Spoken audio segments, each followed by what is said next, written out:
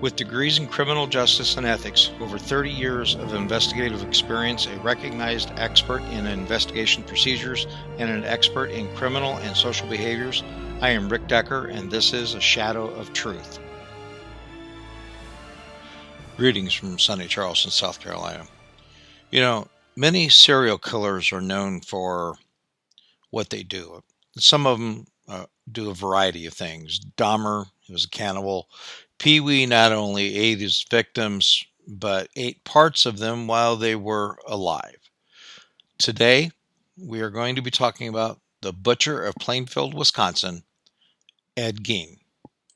Before we get too far gone into the show, I want to thank you for listening. You can reach out to the show at a shadow of truth podcast at gmail.com. Also, please don't forget to like and share the show on your selected platform. So let's get back into what we were talking about.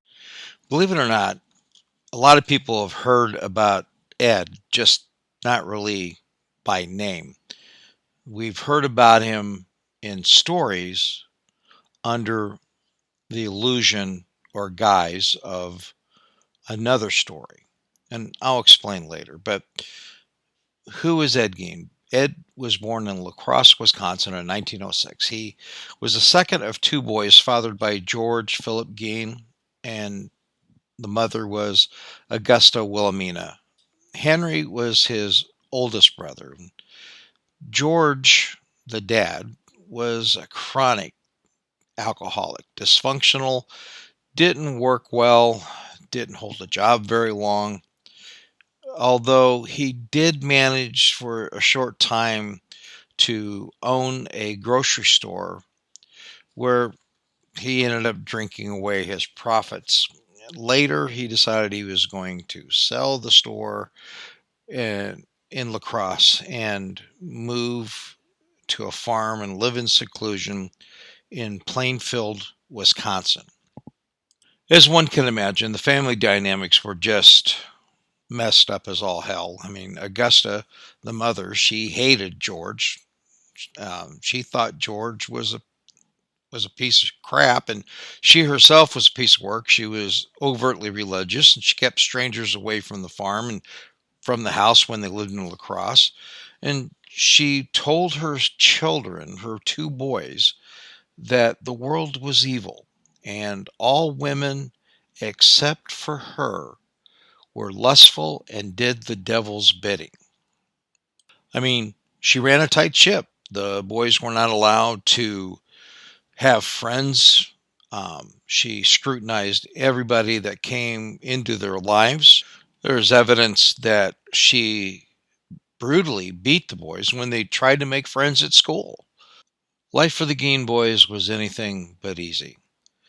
Now, Dad, he died at a relatively young age, 66. It was related to his drinking. And after his death, Ed and his brother Henry had to take on odd jobs around Plainfield. And they were considered to be reliable and honest young men. And they were handy men. They would go around, mow lawns, fix things.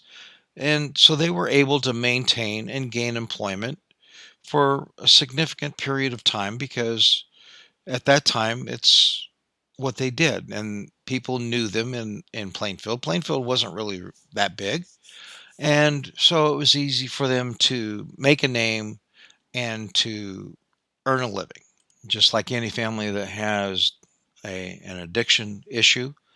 Mom continued to tell the boys that all women were lustful and of the devil, and after Dad died, there was very little, there was no male input even prior to his death, but Mom took more control over the boys, and Henry had fallen in love with a woman that was not married and had kids.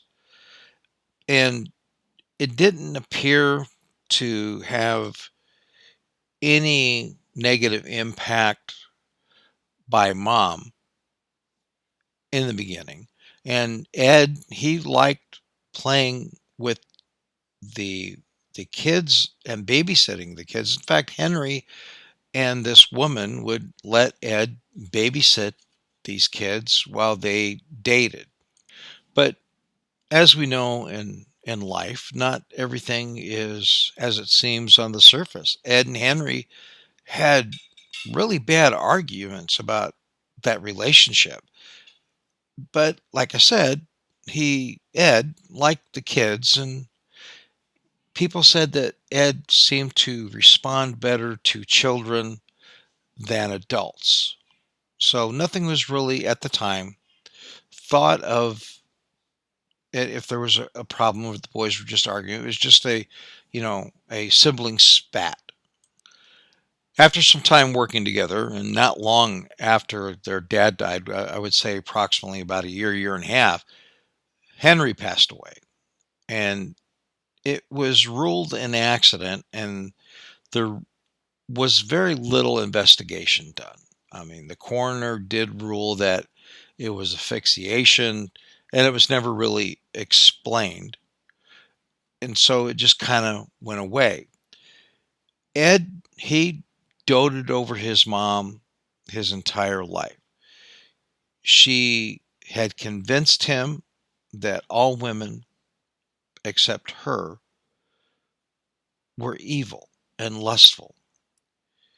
He had been conditioned through his entire childhood by this woman to distrust people, especially women outside their immediate family. And it wasn't until later that Henry's death was thought to not be an accident. We all know as time goes on, the story changes, and any good thriller or any good story has a twist in the end. And so does this one with Ed. Although we typically talk about serial killers, Ed Gein was really not considered a serial killer. He only confessed to killing 2 women, just 2. During Ed's life, he had gained the reputation, as we know, as an honest man, a good worker. But when people started seeing and hearing about the deaths associated with him, he had been given a few names: the Butcher of Plainfield, the Plainfield Ghoul. See, not only did he confess to killing 2 women, he also had a predilection, if you will, for saving body parts of women. So, how did we get here? Well, what happened was that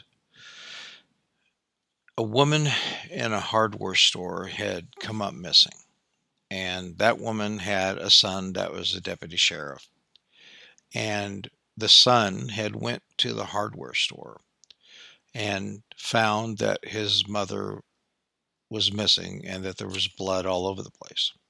He had also found that there was a receipt handwritten by his mother for a gallon of antifreeze that had been left behind. And not much was really being thought of it. It was almost kind of like they didn't have any idea until the morning after the woman came missing. Ed showed up and said, "Hey, I need a gallon of antifreeze I paid for and I forgot to pick up yesterday." As one can imagine, that sent off all kinds of bells and whistles, and subsequently they decided that that was enough evidence that they were going to go ahead and arrest Ed. Now, Ed was picked up at the grocery store, the one, in fact, was in town that he shopped at frequently. And at the same time, law enforcement decided they were going to execute a search warrant on his farm. It is prudent to say at this point that we have to remember that Ed was utterly alone. His father had died, his brother had died, and his mom died, all within 2 or 3 years of each other. So he was ultimately left to his own devices and all alone. And as one might think, I mean, come on, three people dying within, a couple years of each other. Dad died of alcoholism, mom died of cancer, but Henry, well, he was asphyxiated. So they decided that they were going to look a little bit more at Henry. Now, there was also bruises on Henry's head, and they couldn't figure out why he would have been asphyxiated and why he would have had bruises. Now, Ed never confessed to killing him, but authorities were convinced that Ed did kill his brother because his brother was dating a woman that mother thought was absolutely the devil's spawn. So, okay, they issue the search warrant and they go to Ed's house, and they go into the barn and they find the deputy's mother, who was the owner and the manager of the hardware store. Her name is Warden.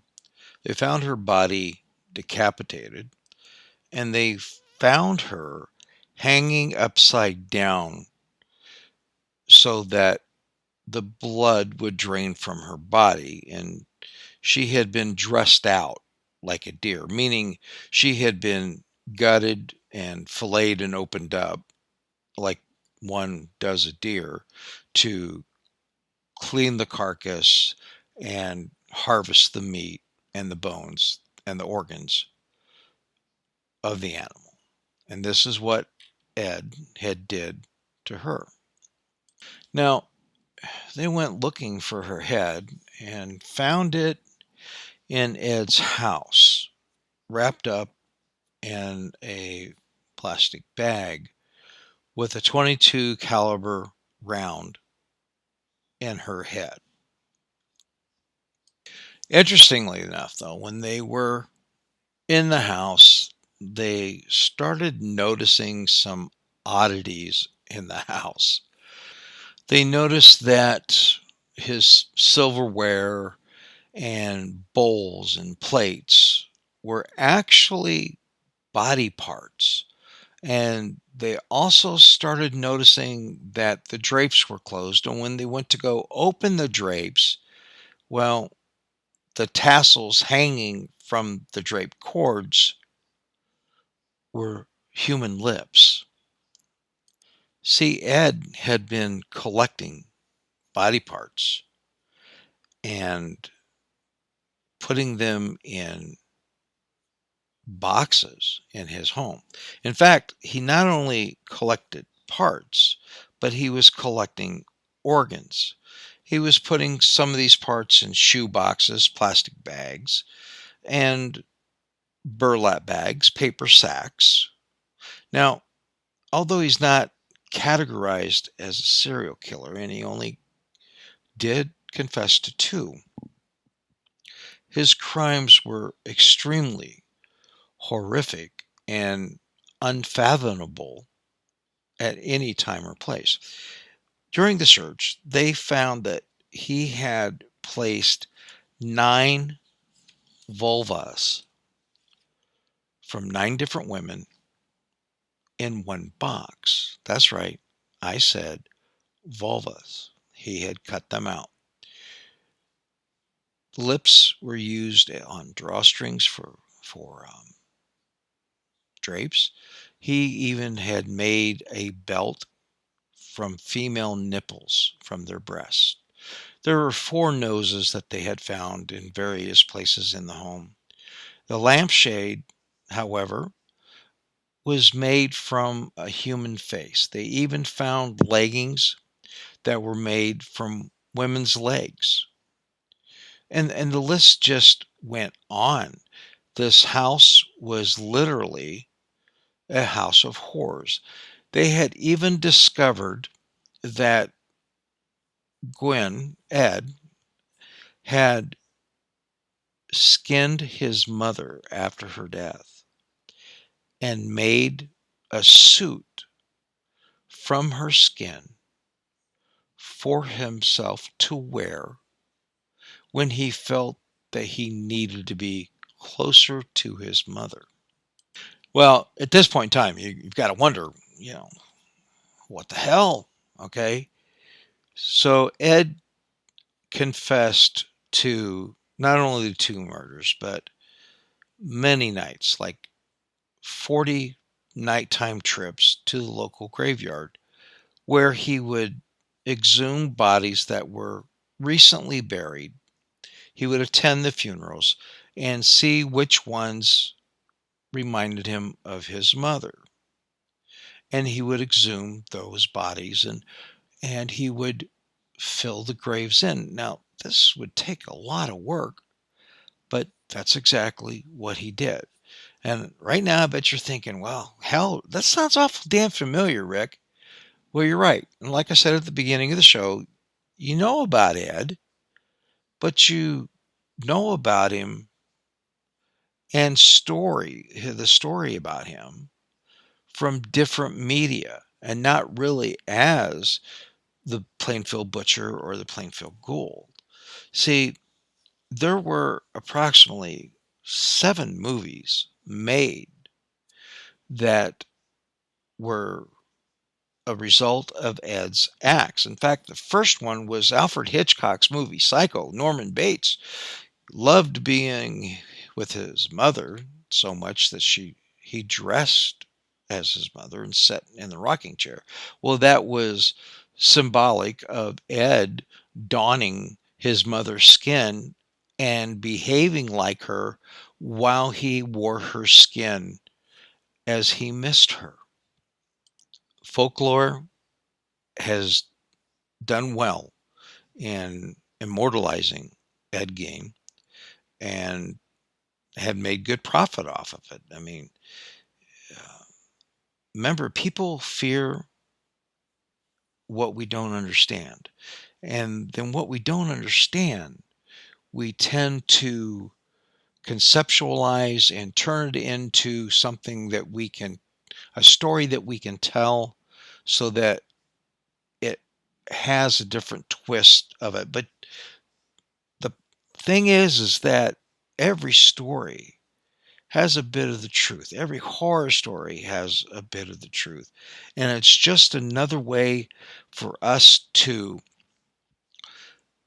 get a handle on our true vulnerability and the fear that we experience.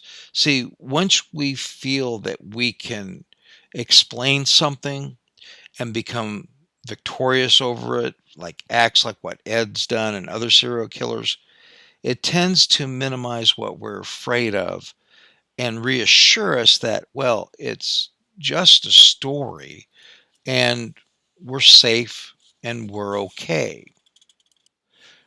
Ed's legacy has spawned not only Psycho, but the Texas Chainsaw Massacre. Silence of the Lambs was inspired by Ed. Ted Bundy, Gary Heineck, and Ed Kemper. The movie On the Meat Hook was directly aimed at Ed because, see, Miss Warden was on meat hooks and had to drain the blood. All 7 of those movies were a culmination of what Ed did with a little bit of other stories brought in. In fact, the one movie, Hannibal Lecter, not only took in parts from Ed's story, but Silence of the Lambs, but it also brought in a little bit of what Ed Kemper did. So, I mean, our media is also focused on heinous killings, but it's focused in a way so that it tells us a story that frightens us, but at the same time tells us it's okay, because each horror story in the end has a victor. I mean, Mike Myers was eventually murdered. So, and if you don't think that Halloween wasn't based on somebody's serial killing act, well, you might want to dig into that a little bit on your own. By far, in my opinion, Ed's crimes are the most infamous of all murderers and serial killers. Because, see, Ed encompassed cannibalism and the collection of body parts, just like Dahmer did, and similar to Pee Wee Gaskins. But he also exhumed select people, people that resembled his mom. And so I think there was such an overt disassociation with society with him, and that he needed his mom, that keeping her skin and keeping the skin of others in his mind was his way of keeping them alive. And now I'm sure you're saying, Rick, this guy was just probably frickin' nuts. Well, perhaps. And the court and the defense and the prosecution would have concurred. They agreed that Ed was completely insane, and they committed him to a state hospital for the criminally insane, and he died there of cancer. And one would argue that Ed was probably schizophrenic. Well, he was. But I would also argue that Ed was antisocial behavior conditioned by an overzealous religious fanatic. And you're like, what? Religion? Yes. We have seen in studies that religious fanaticism causes obsessive behaviors and activities. It jeopardizes personal relationships, creates neurotic behaviors, hysteria, and also violent behaviors, violent traits. See, his conditioning by an overbearing parent, like his mom, that told him all women are bad, would have had an impact on him, because he learned about this from when he was young and kept hearing it until the day that she died. So that behavior of over and over is similar to what we see when we start talking about brainwashing people. And we have to remember that back in the 60s, um, people back then were still lived secluded private lives, especially in farm communities. So they were still educating a lot, even though we went to school. A lot of education was still being mixed between the home and in the public setting. It wasn't until, I want to say the 1940s, 1930s, where people really started going to school and education wasn't really a solid place in the home anymore. And what was being taught in home was being taught out of Bibles. And that was not uncommon. Nevertheless, Ed, bless his heart, was organized in his activities, but not so organized in the manner that he killed, because he killed the first two women out of rage. The bar owner and the hardware store owner, he killed blatantly out of rage. Something happened that, and we will never know, that tripped his trigger, and he ended those women's lives. But that being said, he killed, like I said, out of anger, but also from disgust. Now, remember, mom told him that all other women other than she were lustful and the devil's spawn, and she made it very clear that other women were not worthy of her sons. And it's not discussed, but I'm going to tell you, I tend to think that, particularly with Ed, that there might have been a hint of him wanting to have sexual relations with his mom, but that's never really, discussed.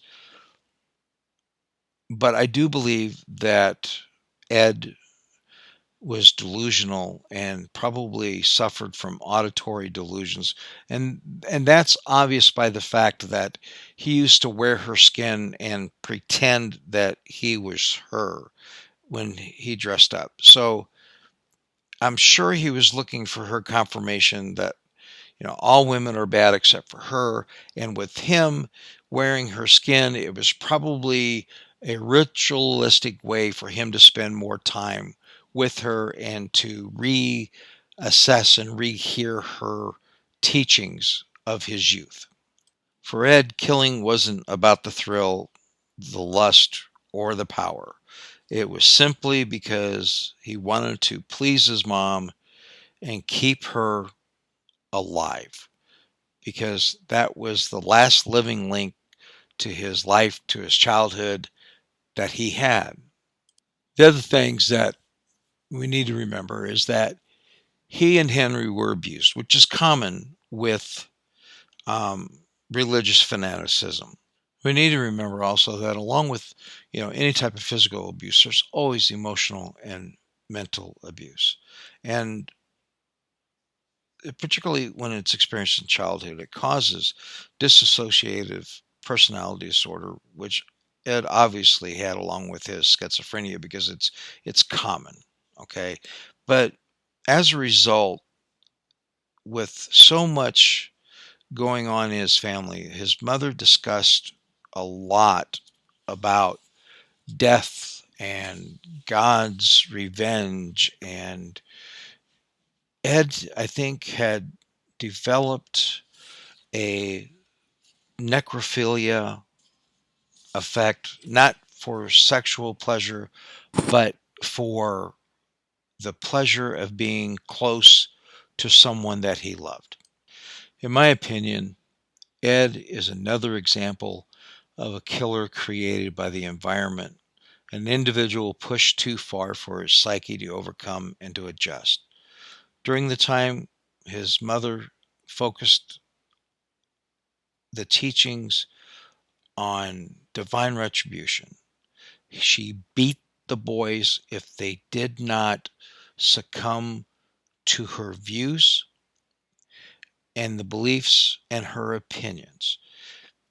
We have to remember that everybody that we are involved with in an environment, teachers, parents, clergy, etc., all have an impact on our life. Some more than others. You know, like the food we eat is gives us the health based off the type of foods that we do or don't eat. What we're fed affects our physical health. Literature that we hear when we're young and opinions that we hear when we're young, they also have an effect on our emotional health. Case in point, I came from an abusive home. My dad was abusive and a drunk. The greatest impact on my life was a priest at the time, Father Duffy, and I still quote him today instead of quoting my biological father because he had such a greater impact on me than my dad, fortunately. Ed was a product of a society that turned its head to spousal and child abuse, that remained isolated and was kept isolated. He was riddled and confused by what his mom taught and how she treated her dad.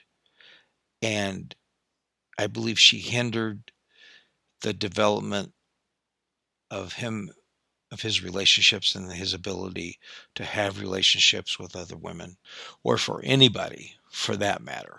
the man had very poor coping skills and was unable to adjust to a ever-changing society.